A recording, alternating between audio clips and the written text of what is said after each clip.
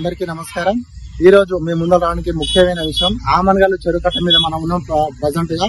So చెరువు కూడా పూర్తిగా నిండి కుండలాగా మారింది. ఇంకొక 5 పైసల వంతు ఇట్లా వర్షం గట్టిగా వచ్చిందనుకో పూర్తిగా నిండుతాం. కాకపోతే నేను ఎందుకు చెప్తున్నా అంటే కడలు వచ్చేసి చెరువు నిండింది కాబట్టి ఈ ఏదైతే మొరం ఉంది తూము కాడ మొత్తము జారిపోయింది, కొట్టుకుపోయింది. మొత్తం ఆల్రెడీ సంచులు వేసారు, మొత్తం కొట్టుకుపోయింది. మొరం కూడా పోయింది, గుంత అయింది. ఉగాలకి ఇట్లా మళ్ళీ ఈ రేపే నుండి వర్షాలు ఉన్నాయి కాబట్టి ఉగాల పూర్తిగా వర్షాలు గిట్ట మళ్ళీ గట్టి కొట్టినాం అనుకో ఇంత పోతుంది, నీళ్లు కూడా పోయే అవకాశాలు కూడా ఉంటాయి. కింద బీసీ కాలనీ చాలా వరకు ఇండ్లు ఉన్నాయి. ఎందుకంటే మరి వాళ్ళకు కూడా ప్రమాదం అయ్యే అవకాశాలు కూడా ఉంటాయి. సో వెంటనే మరి మున్సిపాలిటీ కమిషనర్ గారు దీన్ని దృష్టిలో ఉంచుకొని ఏదైతే కూలిపోయిందో మొత్తం మొరం కొట్టుకుపోయిందో దీని మరమ్మతులు చేపట్టే విధంగా చర్యలు తీసుకోవాలని నేను ఆమన్గల్ పట్టణ ప్రజల తరఫున కోరుతున్నాం.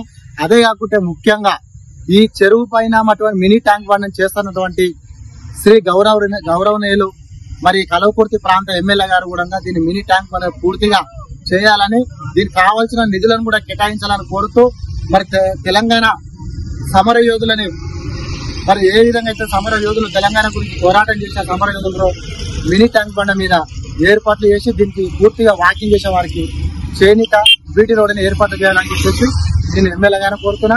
సో చెరువు కట్ట మీద మొరం కొట్టుకుపోయినందుకు దీని మరమ్మతులు చేపట్టేందుకు మరి మున్సిపాలిటీ కమిషనర్ దీన్ని చేపట్టాలని కోరుతున్నాం.